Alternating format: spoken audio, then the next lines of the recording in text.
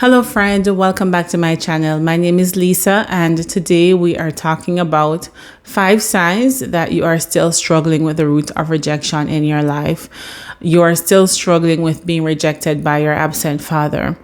Number 1 is that you have no boundaries, or you struggle to establish boundaries with your friends, with your family members, or you don't even share your boundaries, right? There are things that you don't like, things that you don't want to be doing, things that you don't want to be buying for people, but you give in and you do these things because you want them to remain in relationship with you. You don't want them to say, well, if you're not going to do this, I'm not going to be your friend, or I don't want to be in a relationship with you. And so you tend to give in. And there are times when you will share your boundaries and people will still try to push those boundaries, and you end up giving in as well because you're afraid that they're going to leave. All right. So that's the first sign that you're still struggling with the root of rejection, that you have no boundaries. Number 2, you don't take care of yourself. A lot of women with absent fathers neglect themselves. And this can look like not getting medical help when it's needed, or overworking, or trying to prove their worth, or staying up until 2 a.m. and you have to go to work in the morning. You don't get enough sleep. That's not taking care of yourself. Or you overeat. Overeating is a form of self-neglect because you know that it makes you unhealthy, but you still do it because it is your source of comfort, right? It's a solution to your emotional needs. And so there are a lot of things that you can be doing that show that you're neglecting yourself. You might know the things that you're doing, right? But some of those that I listed before are ways that you just don't take care of yourself as a woman with an absent father. And that shows that because you were rejected by your father, it's like for you, there's a lack of care about yourself. You don't know how to care for your own self. Number 3, you're always in toxic relationships. And I'm talking about with men. A lot of times as women with absent fathers, we get into relationships with men that there are signs of red flags, but we just ignore them because it's almost like, you know what, this is probably my last chance to be loved. And I find that as women with absent fathers, there's a tendency to compromise on whether or not the guy's a Christian. And if you're a Christian, then he needs to be a Christian. That is a foundational belief, or that's a foundational requirement that he needs to meet, because if you are looking to marry this person, and if you're dating, then it should be that you're looking to get married, not just dating because you want somebody in your life, but looking for a long-term partner. And he needs to be a man of God, because he's going to be the priest of your house.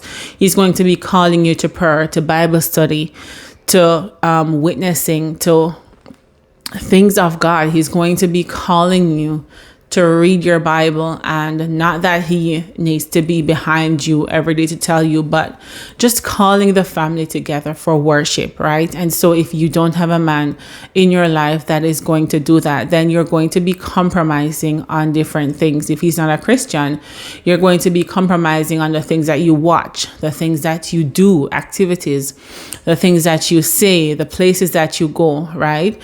And so you don't want that. But because there's this root of rejection, it's hard for you to say no to these men, because it's like you don't want to miss your opportunity to be loved. And I promise you that God does have in store the man that is right for you. And if you're constantly getting into these relationships, by the time you get to this person that is right for you, it's almost like you don't really know how to appreciate this person that God has sent, right? And so you have to be very careful about getting into these relationships because you feel like you're missing an opportunity. Trust me, if it's going to be a toxic relationship, you're not missing any opportunities here. All right, number 4, you isolate yourself, or you call yourself an introvert, but really what you're doing is hiding from connecting with others. You're hiding from others. An introvert, yes, needs to recharge and refresh themselves after they have been out and socialized with others, but they also make time for deep connections. And if you find that you're struggling with, connecting with others, you don't have those deeper level relationships, even with your immediate family members, then you're not truly an introvert. You're using introversion as an excuse to not connect with others. And honestly, the only way to fight this is to go out and connect with others. It's almost like there's this fear of being found out. Like if people really get to know you, if you share your deepest emotions, if you share who you truly are, you're afraid that you're going to be rejected by people. And honestly, if you truly want to be loved, or if you truly want to love somebody, you have to risk being rejected. And a lot of times we are afraid of rejection because of what it means, what we make it to mean. And honestly, rejection does not mean what we think it does. It doesn't mean that there's something wrong with us. It just means that we're not compatible with that person. And honestly, that's okay. And number 5, the final sign that I'm going to be talking about that shows that you have the root of rejection in you is that you flip-flop in your relationship with God.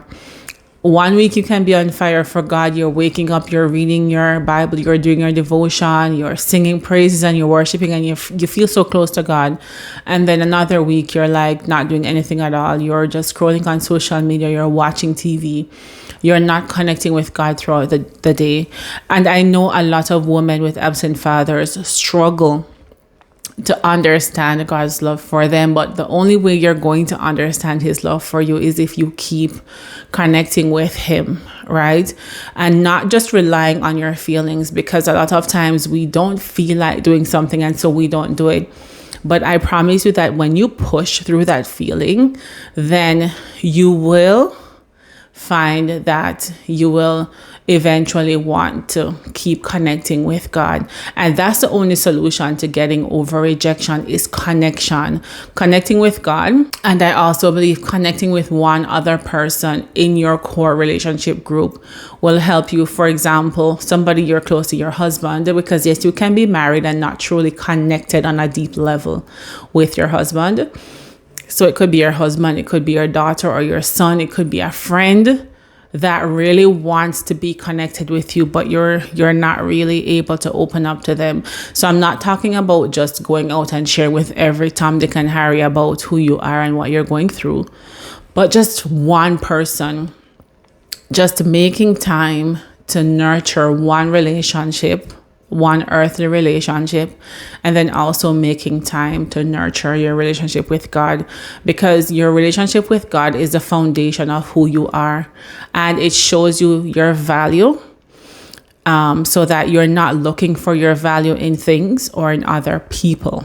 And so being connected with God intimately is so key. It is so foundational. It's like the air that you breathe. You cannot do without it. And so I encourage you, even if you're struggling in your walk with God, shift your mindset and just know that the way God sees you is through love. He sees you with love. He doesn't see you the way that you see yourself. Even when you mess up, he still loves you. And it's just understanding that God's love for us does not change based on what we do, or it doesn't change based on who we are. He loves us because he is love. He cannot do anything else but love. And so I hope that encourages you today to just seek the Lord, because if you are still struggling with that rejection, then it is going to show up in your life in a problematic way. It's not going to be something that is good for you. It's going to show up in a way that will affect you negatively. All right. If you have any questions, please let me know. You can leave them down in the comments down below and I'll be happy to answer them. All right. See you in my next video.